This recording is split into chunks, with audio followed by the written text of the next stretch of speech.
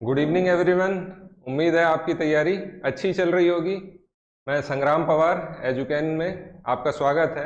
और करंट की जो हमारी सीरीज़ है उसमें आज 29 जुलाई का करंट हम डिस्कस करेंगे।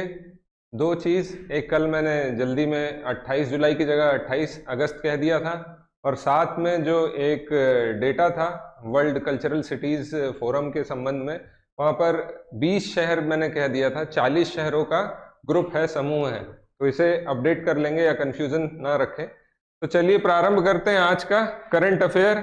उसके पहले एक चीज़ की, हमारा ऐप है फ्री में, लेक्चर्स अभी देख सकते हैं, डाउनलोड कीजिए गूगल प्ले में जा करके। चलिए, तो पहली चीज कि भारत में कुल कितने टाइगर रिजर्व्स हैं आज की स्थिति में। तो आज की स्थिति में भारत में कुल 53 टाइगर रिजर्व्स हैं। अभी टाइगर रिजर्व्स का अचानक से आंकड़ा हम क्यों डिस्कस कर रहे हैं आज? इसलिए डिस्कस कर रहे हैं क्योंकि आज है इंटरनेशनल टाइगर डे। ठीक, तो ध्यान रखेंगे 29 जुलाई को इंटरनेशनल टाइगर डे मनाया जाता है, और उसी के संबंध में आज कुछ कुछ आंकड़े हम डिस्कस करेंगे जो कि एग्जाम पॉइंट ऑफ व्यू से बहुत ज्यादा इंपॉर्टेंट है। तो इंटरनेशनल टाइगर डे जो है ये मनाने की जो प्रारंभ किए गए, हमने स्थापना जो की है, ये 2010 से रूस में इसका आयोजन किया गया था, और यहीं से जो है सेंट पीटर्सबर्ग करके जो जगह है वहां पर टाइगर समिट हुआ था, और इस समय से ही जो है हमने प्रारंभ किया इंटरनेशनल टाइगर डे मनाना 29 जुलाई को याद रखते हुए। यहाँ पर जो टाइगर समिट हुआ था उसके नाम पर बाघों को विलुप्त होने से, एक्सटिंक्ट होने से बचाने के लिए हमने जो है, और उनके संरक्षण के लिए ऐसी एक योजना तैयार की। वैज्ञानिक नाम या फिर अगर साइंटिफिक नेम कहा जाए टाइगर्स का क्या है, तो टाइगर्स का जो साइंटिफिक नाम है पैंथेरा टाइग्रिस है। तो इसे जरूर ध्यान रखेंगे, और ये बिल्ली प्रजाति में ही आती है, और सबसे बड़ी बिल्ली कहा जा सकता है। उसमें जो सबसे बड़ा विशाल रूप है उसे ही हम टाइगर कहेंगे। स्ट्राइप्स में जो रहता है टाइगर, और जो बाल वाला रहता है उसे लायन कहा जाता है। लायन के रिस्पेक्ट में भी इंडिया इंपॉर्टेंट है, क्योंकि भारत में, पूरे विश्व में अगर हम देखें तो अफ्रीका के बाद भारत में ही एक जगह जहां हमको लायन या फिर शेर दिखाई देते हैं, जिसे एशियाटिक लायन भी कहा जाता है। तो ये ध्यान रखेंगे गिर नेशनल फॉरेस्ट में।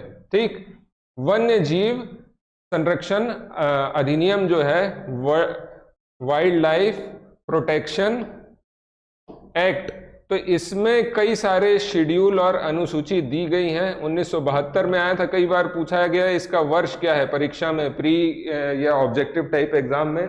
तो ध्यान रखेंगे इसकी कई सारी अनुसूची हैं, और उसमें अनुसूची 1 में जो है कुछ जानवरों के नाम दिए गए हैं जिनके प्रोटेक्शन के लिए क्या क्या चीजें करी जानी है, सारी चीज मेंशन है। तो याद रखेंगे उसमें मेंशन है टाइगर या फिर आपका बाघ। साथ ही IUCN जो है, international union for conservation of animal जो है, उसमें हम देखेंगे अंतरराष्ट्रीय प्राकृतिक संरक्षण संघ की लाल सूची जो है, इसमें लुप्त प्राय या फिर नियरली एक्सटिंक्ट में जो है इसे रखा गया है। तो चलिए आगे देखते हैं और क्या चीज है खास इसमें। टाइगर से संबंध में जो चीजें खास हैं, भारत में टाइगर रिजर्व्स बनाई गई काहे के लिए? तो टाइगर्स के संरक्षण को हम और ज्यादा अच्छे से कर सके, और ज्यादा अच्छे से कंजर्वेशन कर सके। तो इसके लिए जो है 1973 में प्रोजेक्ट टाइगर चालू किया गया था, और इस प्रोजेक्ट टाइगर के तहत जो है पूरे भारत में अलग अलग जगहों पर टाइगर रिजर्व्स बनाए गए। आज की स्थिति में भारत में 53 टाइगर रिजर्व्स हैं। ये नंबर, ये आंकड़े को ध्यान रखेंगे, 53 टाइगर रिजर्व्स हैं। सबसे बड़ा नागार्जुन सागर श्रीशैलम टाइगर रिजर्व्स है, और ये है आंध्र प्रदेश में। इसके अलावा सबसे छोटा जो है बोर टाइगर रिजर्व्स है महाराष्ट्र में। तो ये कुछ आंकड़े आपको ध्यान रखने जरूरी हैं, और ये जैसे कि भारत में हमारा नेशनल एनिमल भी माना जाता है बंगाल टाइगर को, तो इसका संरक्षण जो है सर्वोपरि है। ठीक, आगे देखते हैं हम अगला क्या चीज है और खास। तो छत्तीसगढ़ में कुल कितने टाइगर रिजर्व्स हैं? तो हमने अगर नेशनल लेवल पर जान ली है जानकारी, तो हमें छत्तीसगढ़ के लेवल पे भी जानना जरूरी है। छत्तीसगढ़ में कुल 4 टाइगर रिजर्व्स हैं, जिसमें से हम देखेंगे सीता नदी टाइगर रिजर्व, सीता नदी उदंती टाइगर रिजर्व, धमतरी, और साथ में आपका उदंती गरियाबंद को मिला करके बनाया गया है। 2008-9 में ये अस्तित्व में आया था, मतलब टाइगर रिजर्व्स के तौर पर इसे दर्जा दिया गया। और ये छत्तीसगढ़ के गरियाबंद जिले और साथ में धमतरी का भी कुछ पोर्शन इंक्लूड करके टाइगर रिजर्व बनता है, तो ध्यान रखेंगे इसे। इसके अलावा दो अलग अलग रिजर्व्स उदंती और सीता नदी वाइल्ड लाइफ सेंचुरी है और इनको एक साथ करके टाइगर रिजर्व्स बोला गया है। वाइल्ड लाइफ सेंचुरी या फिर वन्य जीव अभ्यारण्य है। छत्तीसगढ़ में इनकी संख्या कुल कितनी है, सबको पता होगा, 11 है। वाइल्ड लाइफ सेंचुरी या वन्य जीव अभ्यारण्य स्पेसिफिकली कोई जीवों को के संरक्षण या उनके कंजर्वेशन के लिए स्थापित किए जाते हैं। वहीं पर हम अगर नेशनल पार्क बोले तो ये पूरे के पूरे बायोस्फीयर या जैव मंडल के संरक्षण के लिए इनका निर्माण किया जाता है। ठीक, आगे देखते हैं क्या है। अचानक मार टाइगर रिजर्व, ये साथ में ध्यान रखेंगे, जो हमारा अमरकंटक अचानक मार है ये हमारा बायोस्फीयर रिजर्व्स भी है ना। तो ये बायोस्फीयर रिजर्व्स है, 2005 में इसको दर्जा दिया गया था और ये भारत का जो है 14वें नंबर का बायोस्फीयर रिजर्व है। ये पूरे क्षेत्र मैकाल की श्रेणी में आता है और इसका कंजर्वेशन किया जा रहा है। छत्तीसगढ़ के वेस्ट में आएगा मैकाल की श्रेणी और अमरकंटक अचानक मार, वहां से हम जानते हैं कि नर्मदा नदी का भी उद्गम हुआ है। इस अभ्यारण्य की स्थापना 1975 में हुई थी। 2007 में इसे बायोस्फीयर रिजर्व घोषित, 2005 है ये, 2005 में इसे बायोस्फीयर रिजर्व्स घोषित किया गया था। 2009 में टाइगर रिजर्व के तौर पर जो है इसे घोषित किया गया। छत्तीसगढ़ के मुंगेली जिले और मध्य प्रदेश के अनूपपुर और डिंडोरी जिले में फैला हुआ है पूरा का पूरा हमारा अचानक मार टाइगर रिजर्व। चलिए, इंद्रावती टाइगर रिजर्व बीजापुर जिले में स्थित, ये 1987 में नेशनल पार्क बनाया गया, उसके बाद यह राष्ट्रीय उद्यान बनाया गया। 1983 में टाइगर रिजर्व्स घोषित किया गया और 1983 में प्रोजेक्ट टाइगर में इसे शामिल किया गया और इसके बाद टाइगर रिजर्व के तौर पर ये जो है 2009 में इसे दर्जा दिया गया। तो ये ध्यान रखेंगे, कुछ फैक्ट जो हैं बहुत इंपॉर्टेंट है छत्तीसगढ़ के रिस्पेक्ट में। आगे हम देखते हैं गुरु घासीदास टाइगर रिजर्व्स, ये सबसे लेटेस्ट और सबसे नया टाइगर रिजर्व्स है और चौथा टाइगर रिजर्व है छत्तीसगढ़ के रिस्पेक्ट में। अगर देखें उत्तर में कोरिया जिले में ये स्थित है।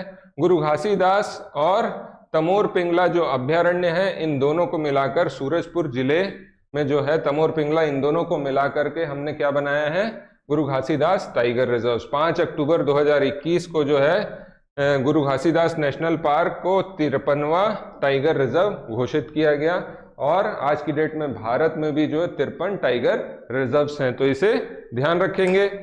चलिए आगे जो क्वेश्चन है सेमीकंडक्टर से संबंध में, तो सेमीकंडक्टर होता क्या है, तो सेमीकंडक्टर एक चालक और कुचालक के बीच में जो स्थिति होगी उसे ही हम कहेंगे क्या, सेमीकंडक्टर, जो एक पूरी तरह से चालक भी नहीं है और कुचालक भी नहीं है। मतलब सेमीकंडक्टर एक ऐसा मटेरियल होगा जो कि पूरी तरह से कंडक्टर भी नहीं है और पूरी तरह से आपका बैड कंडक्टर भी नहीं है। और इसका इस्तेमाल आज की स्थिति में हम अगर देखें तो जितनी भी टेक्नोलॉजिकल एडवांसमेंट हो रही है, चाहे कंप्यूटर में हो, कारों में हो, जहां पर भी हम देख रहे हैं एआई का प्रयोग हो रहा है, सबसे ज्यादा इस्तेमाल हो रहा है सेमीकंडक्टर्स का। तो ये एक तरीके से अगर हम देखें, जब इसका इस्तेमाल मशीनों में हो रहा है तो operating the controlling and memory function of a product, किसी भी वस्तु के मेमोरी फंक्शन पे इसका नियंत्रण करने के लिए इसका प्रयोग किया जाता है। तो ध्यान रखेंगे। अब सेमीकंडक्टर की बात क्यों आई है, इसकी बात इसलिए आई है क्योंकि सेमीकॉन इंडिया करके हम जानते हैं 2003 का एक प्लेटफॉर्म बनाया गया और गुजरात के गांधीनगर में मोदी जी ने इसका उद्घाटन किया गया था और इसी के आधार पर जो है 300 से ज्यादा कॉलेज में सेमीकंडक्टर का कोर्स शुरू किया जाएगा। अब जैसे मैंने बताया था सेमीकंडक्टर क्या होता है, तो ऐसे मटेरियल या ऐसी वस्तु हैं जो कि कंडक्टिविटी के आधार पर ना पूरी तरह से कंडक्टर हैं और ना पूरी तरह से इंसुलेटर या नॉन कंडक्टर हैं, ये उनके बीच में है। तो ध्यान रखेंगे। और ये कैसे होंगे, तो गैलियम आर्सेनाइड या फिर जर्मेनियम या सिलिकॉन, ऐसे मटेरियल ही क्या कहलाते हैं, आपके सेमी कंडक्टर। तो चलिए आगे देखते हैं अगला क्या प्रश्न है।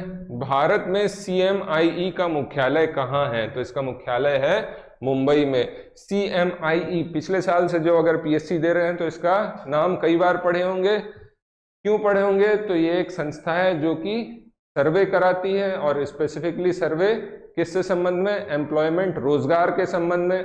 और इसी संस्था के द्वारा जारी आंकड़ों के अनुसार जो है छत्तीसगढ़ में 0% के करीब तक के जो है एक बार रोजगार जा चुका है।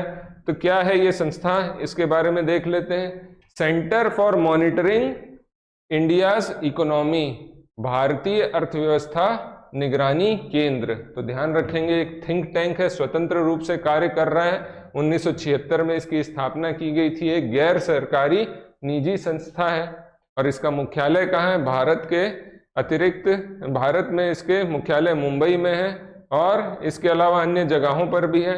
और थिंक टैंक और व्यावसायिक खुफिया जानकारियां प्रदाता दोनों के रूप में ये कार्य करती है। तो इसके ये कुछ फैक्ट आपको ध्यान रखना आवश्यक है। आगे देखते हैं हम अगला क्या न्यूज़ है।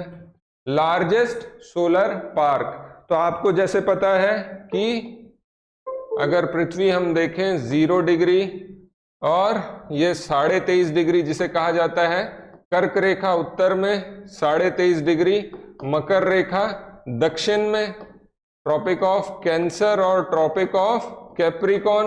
तो इन दोनों के बीच का जो क्षेत्र रहता है इसे हम कहते हैं क्या? ट्रॉपिकल क्षेत्र या फिर उष्ण कटिबंधीय क्षेत्र। अब सूर्य से जो रोशनी है वो इस क्षेत्र में हमेशा अच्छी आती है। तो इस क्षेत्र में सर्वाधिक पोटेंशियल है क्या? सोलर एनर्जी का उपयोग करने के लिए। और हमको जो है हमारी जो रिन्यूएबल सोर्स ऑफ एनर्जी है, जो अनंत है लगभग सूर्य की ऊर्जा, उसको हम यूटिलाइज कर सके। तो ध्यान रखेंगे कि इसी के लिए 2015 में जो पेरिस में कन्वेंशन हुआ था, पेरिस कन्वेंशन किसका? UNFCCC है ना, United nation framework convention on climate change. और इसकी जो बैठक हुई थी इसमें हमारे PM ने इनिशिएटिव लिया था क्या?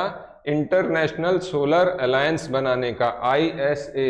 और यही इंटरनेशनल सोलर अलायंस का मुख्यालय अगर देखें तो भारत के गुड़गांव में स्थित है। तो ध्यान रखेंगे ये सारी चीज। तो ये कहां पर है? तो भारत में है, ध्यान रखेंगे इसे।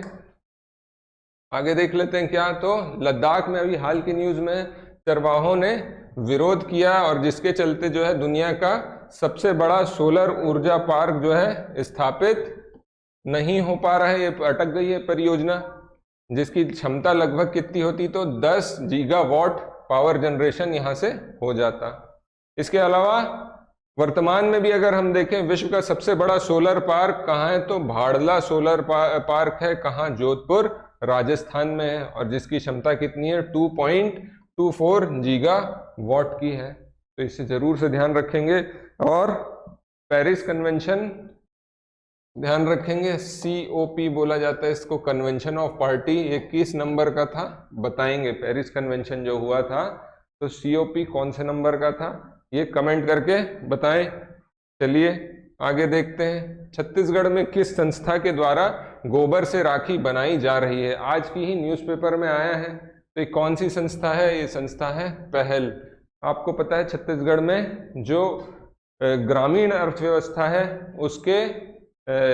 उसको और सुदृढ़ बनाने के लिए, शक्तिशाली बनाने के लिए जो हमारी करंट गवर्नमेंट है काफी ज्यादा प्रयासरत है। और इसी के चलते हम देखे हैं कि गौठानों का निर्माण किया गया है। ग्रामीण स्तर पर एक जो है सेल्फ रिलायंट अर्थव्यवस्था बन सके, तो गौठानों में गोबर की राखियों का निर्माण किया गया है। और रायपुर के गोकुल नगर गौठान में जो पहल नाम से एक संस्था है, 13 महिलाओं का जो है एक स्व सहायता समूह जैसा है, तो इसने जो है गोबर की राखियां बनाई हैं। और पहली बार अयोध्या में एक बड़े कारोबारी ने लगभग 3500 राखियों का ऑर्डर दिया है। तो ये कुछ हमारे 29 तारीख के खास करंट हुए। लास्ट टॉपिक जो देख लेते हैं, छत्तीसगढ़ के किस जिले में super critical thermal power unit लगाया जाएगा? तो छत्तीसगढ़ में बिजली का हब किसे कहा जाता है? सबको पता है, कोरबा, तो कोरबा में ही जो है ये योजना चालू की जाएगी। और ध्यान रखेंगे सुपर क्रिटिकल पावर स्टेशन जो है ये तकनीक है जिससे हम ज़्यादा से ज़्यादा बिजली का उत्पादन कर सकते हैं। 1320 मेगावाट, अब ये सबसे बड़ा है प्रदेश का। इसके पहले आपको मालूम है कि मड़वा तेंदुभाट जो कि जांजगीर में 1000 मेगावाट की इसकी क्षमता थी, और ये दूसरा जो स्थापित हो जाएगा कोरबा में, तो ये सबसे बड़ा संयंत्र होगा। Chhattisgarh state power generation company द्वारा जो है इसकी स्थापना की जा रही है। तो 1320 मेगावाट बिल्कुल ध्यान रखेंगे, super critical power station Korba में लगाया जाएगा। और 2 यूनिट रहेंगी यहाँ पर, कितनी, 660 मेगावाट की। इसके पहले हम जानते हैं कि जो जांजगीर में हुआ था वहां पर क्या था, तो 500 मेगावाट के 2 यूनिट थे। तो ये हो गया आज का करंट समाप्त। तो इसे अपनी तैयारी में शामिल करिए और ज़्यादा से ज़्यादा मटेरियल जो है आप देखते रहिए जो करंट से संबंधित हो। इसके अलावा अन्य जो कॉमन जीके के संबंध में भी जानकारी है जिसको हम कोशिश करते हैं कि हमारे लेक्चर्स में हम डिस्कस कर दें, तो इन सबको अपडेट करते रहिए, अपनी तैयारी और स्ट्रॉन्ग करते रहिए। तो मिलते हैं। Thank you very much.